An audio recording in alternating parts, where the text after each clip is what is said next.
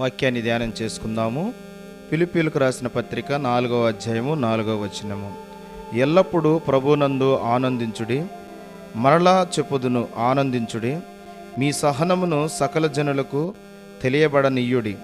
ప్రభు సమీపంగా ఉన్నాడు.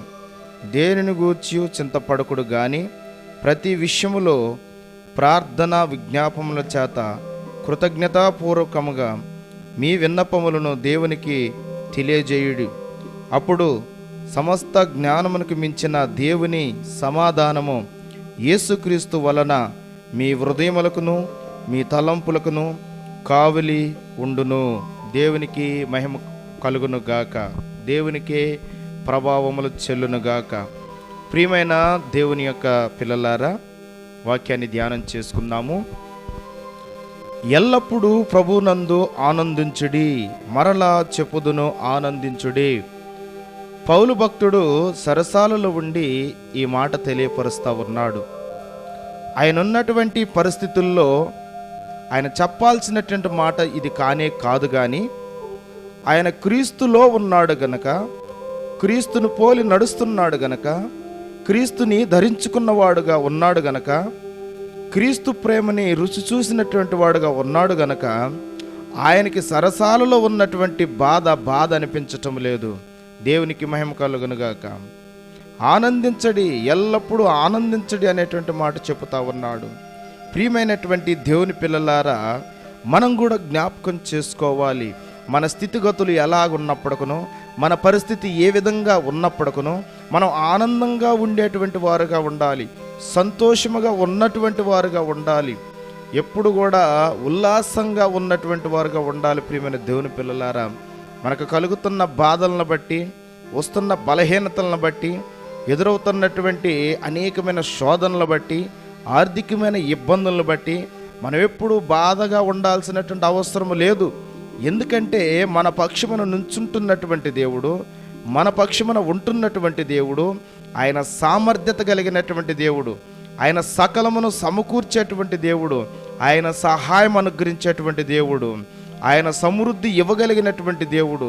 కనుక మనం నమ్ముకున్నటువంటి దేవుడు ఆయన గొప్ప దేవుడు గనక మనం ఈ సత్యాన్ని ఎరగాలి.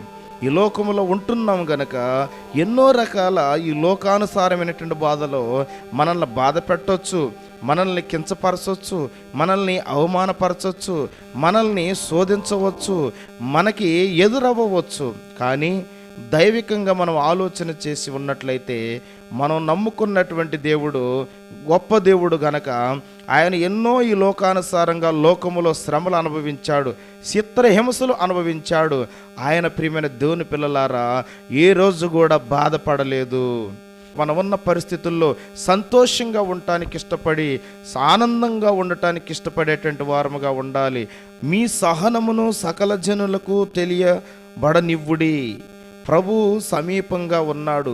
మీకున్నటువంటి సహనం ఏదైతే ఉన్నదో అది సకల ప్రజలకు, సకల జనులకు తెలియబడనివ్వుడి అనేటువంటిది వాక్యం చెలవిస్తూ ఉన్నది. ప్రియమైన దేవుని పిల్లలారా, ఎప్పుడు ఆనందంగా ఉండాలి. ఏ స్థితిలో ఉన్నా, ఏ బాధలో ఉన్నా, ఏ విధమైనటువంటి ఆశీర్వాదాలు అనుభవిస్తున్నప్పటికను సంతోషంగానే ఉండాలి. దేవుని పిల్లలారా, బాధగా మనం ఉండొద్దు. ఇదిగో అలాగనే దేవుని యొక్క వాక్యం చెలవిస్తా ఉన్నది, మీ సహనము సకల జనులకు తెలియబడనివ్వుడి. ఎప్పుడు మనకున్న సహనము అనేటువంటిది సకల జనులకు తెలియబడనివ్వగలుగుతాము అని అంటే మనం ఆనందంగా ఉన్నప్పుడు, మనం సంతోషంగా ఉన్నప్పుడు, మనం ఉల్లాసంగా ఉన్నప్పుడు, మనం చాలా ఉత్సాహంగా ఉన్నప్పుడు ఈ యొక్క సహనం అనేటువంటిది సకల జనులకు తెలియనిస్తాం. ప్రియమైన దేవుని పిల్లలారా, ఏదైనా బాధ రాగానే, ఏదైనా ఇబ్బంది రాగానే, ఏదైనా శోధన రాగానే, ఏదైనా సమస్య ఎదురవ్వగానే దేవుడిని పక్కన పెడతాము, శావుకుల్ని పక్కన పెడతాము, ఇదిగో పరిశుద్ధుల సహవాసాన్ని కూడా పక్కన పెడతాము.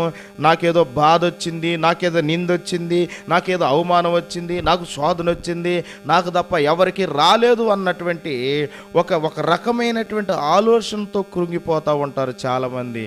కాదు ప్రియమైన దేవుని పిల్లలారా, మనకొచ్చినటువంటి ఆ శ్రమలో ప్రభు మహిమార్థం తప్ప మరి దేనికి కాదు. శ్రమ దినమున నువ్వు కృంగిన ఎడల చేతగాని వాడు అవుతూ అని దేవుని యొక్క వాక్యం చెలవిస్తా ఉన్నది. గమనించాలి ప్రియమైన దేవుని పిల్లలారా, ప్రభువు సమీపంగా ఉన్నాడు. ఆ భయం మనకు ఉండాలి. ఆయన అతి త్వరలో రాబోతూ ఉన్నాడు కనుకనే రాజ్యాల మీదకు రాజ్యాలు, కనుకనే దేశాల మీదకి దేశాలు, కనుకనే ప్రియమైన దేవుని పిల్లలారా ప్రజల మీదకి ప్రజలు, గుంపుల మీదకి గుంపులు, కనుకనే ప్రియమైన దేవుని పిల్లలారా అనేకమైనటువంటి పోరాటాలు ఈ లోకంలో జరుగుతూ ఉన్నవి. ఆయన సమీపంగా ఉన్నాడు, ఆయన త్వరలో రానయ్యున్నాడు. ఈ సత్యాన్ని గమనించి మనం ప్రేమపూర్వకంగా ఉండాలి, సహించే వారముగా ఉండాలి. మనం ప్రియమైన దేవుని పిల్లలారా మనం అనేకమైనటువంటి పరిస్థితులు ఎదురైనప్పటికీ ఆనందంగా ఉండేటువంటి వారముగా ఉండాలి. ఎందుకంటే ఆయన సమీపంగా ఉన్నాడు. కొన్ని రోజుల ఈ బాధలో పేతురు గారు చెబుతా ఉన్నారు, కొన్ని రోజులే ఈ శ్రమలో, కొన్ని రోజులే, కొంతకాలమే ఈ ఇబ్బంది, కొంతకాలమే ఈ విధమైన శోధనలు అనేటువంటిది లేఖనాలు తెలియపరుస్తూ ఉన్నాయి. ప్రియమైన దేవుని పిల్లలారా అంత మాత్రమే కాదు, మీ ప్రార్థన విజ్ఞాపముల చేత కృతజ్ఞతాపూర్వకముగా మీ విన్నపములను దేవునికి తెలియచేయుడి. ప్రతి విషయంలో కూడా ప్రార్థన విన్నపములు చేస్తూ ప్రభుని యేసుక్రీస్తు వారికి తెలియపరుస్తూ ఉండాలి. కృతజ్ఞతాస్తుతులు చెల్లించాలి. మన అవసరతలను బట్టి ప్రార్థన చేయాలి, మన అక్రతలను బట్టి ప్రార్థన చేయాలి, మనకు వస్తున్న సమస్యలను బట్టి ప్రార్థన చేయాలి, ఇతరుల రక్షణార్థం ప్రార్థన చేయాలి, మనం తెలుసో తెలియకో చేసిన పొరపాట్లను బట్టి ప్రార్థన చేయాలి. ప్రియమైన దేవుని పిల్లలారా అంత మాత్రమే కాదు, ఆయనకి కృతజ్ఞతాపూర్వకంగా మనం ఆయనకు తెలియపరుస్తూ ఉండాలి. ప్రియమైన దేవుని పిల్లలారా ఎందుకు ఆయనకి కృతజ్ఞతాపూర్వకంగా తెలియపరచాలి అని అంటే, సజీవుడైనటువంటి దేవుడు మనల్ని సజీవు లెక్కల్లో ఉంచాడు కనుక ఆయనకి కృతజ్ఞతాస్తుతులు చెల్లించాలి. మనము ఉదయం లెగగానే శ్వాస పీల్చుకోగలుగుతా ఉన్నాము, ఆరోగ్యంగా ఉండగలిగి ఉన్నాము, మన పనులు మనం చేసుకోగలుగుతా ఉన్నాము, ప్రయాణం అవుతా ఉన్నాము, మనం సంపాదించుకుంటా ఉన్నాము, మంచి ఆహారాన్ని భుజిస్తూ ఉన్నాము, మంచి వస్త్రాలను ధరించుకుంటూ ఉన్నాము, అనేక మందితో ప్రేమతో మాట్లాడుతూ ఉన్నాము. మన ఆయుష్ను పొడిగించిన దేవుడు గనక, మనకి ఆరోగ్యాన్ని ఇచ్చిన దేవుడు గనక, మనకి సంతోషాన్ని ఇస్తున్న దేవుడు గనక, మనల్ని జీవింపజేస్తున్న దేవుడు గనక ఆయనకి కృతజ్ఞతాపూర్వకంగా మనం విజ్ఞాపనలు చేయాలి.